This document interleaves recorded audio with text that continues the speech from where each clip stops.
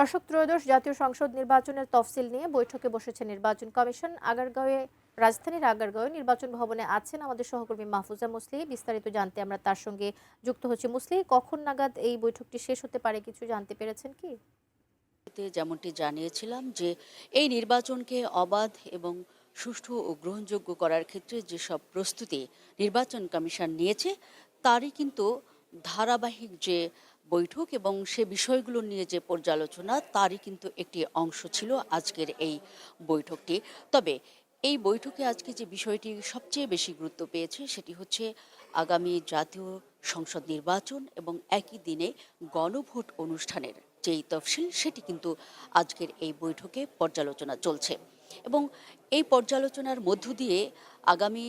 10 December রাষ্ট্রপতির সঙ্গে নির্বাচন কমিশনের যেই একটি টিম দেখা করবে এবং প্রথা অনুযায়ী তফসিল ঘোষণার আগে রাষ্ট্রপতির সঙ্গে দেখা করে তফসিল পর্যালোচনার মধ্য দিয়ে যে তফসিল ঘোষণার যে রেওয়াজটি আমরা কিন্তু সেটি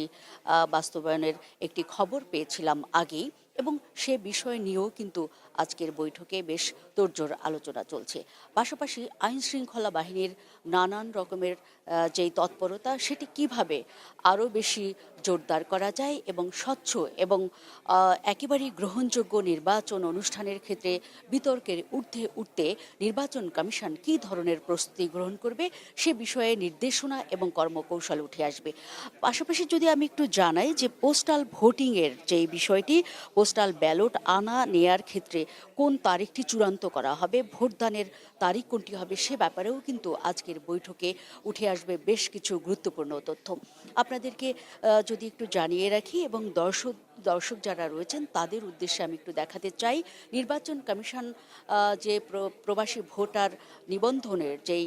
পোস্টাল ভোট বিডি অ্যাপ চালু করেছে, মোবাইল অ্যাপটি কিন্তু এই মুহূর্তে আমরা দেখতে পাচ্ছি যে নির্বাচন কমিশনের যেই ওয়েবসাইট সেখানে কিন্তু ডিসপ্লে হচ্ছে এবং এই ডিসপ্লে অনুযায়ী এ পর্যন্ত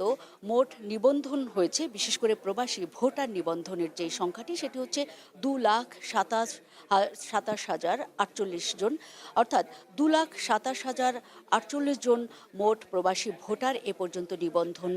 করেছেন এবং এর মধ্যে পুরুষের সংখ্যা হচ্ছে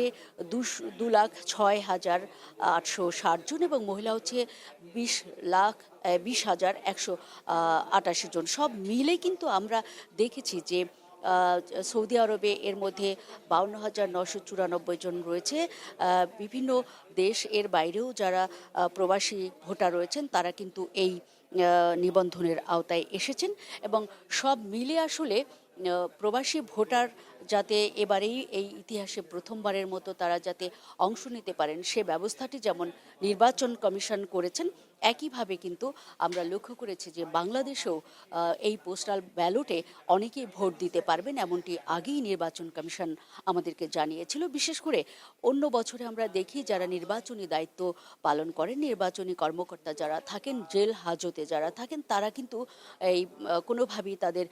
ভোটাধিকার যে বিষয়টি রয়েছে সেটি প্রয়োগ করার সময় সুযোগ পান না। এদেরকে কিন্তু এইবারে ইতিহাসে প্রথমবারের মতো এই নির্বাচন কমিশন এবারে পোস্টাল ব্যালটের আওতায় এনে তাদের ভোটাধিকার প্রয়োগের যে সুযোগ সেটি কিন্তু দিবেন এবং এই সব মিলে কিন্তু আজকের কমিশন বৈঠক চলছে এবং এই বৈঠকে আমরা জানি যে আগামী 10 তারিখে রাষ্ট্রপতির সঙ্গে দেখা করার পরপরই আমরা তফসিল ঘোষণার যে বিষয়টি সেটি জেনেছি এবং এরপরে আমরা জানি যে ফেব্রুয়ারির প্রথমার্ধে ভোটদান প্রক্রিয়ার যে দিনক্ষণটি সেটিও কিন্তু নির্ধারণ করবে নির্বাচন কমিশন এবং আজকের এই বৈঠকের মধ্য দিয়েই বেশ গুরুত্বের সহকারে সেই বিষয়গুলো চূড়ান্ত হবে বলে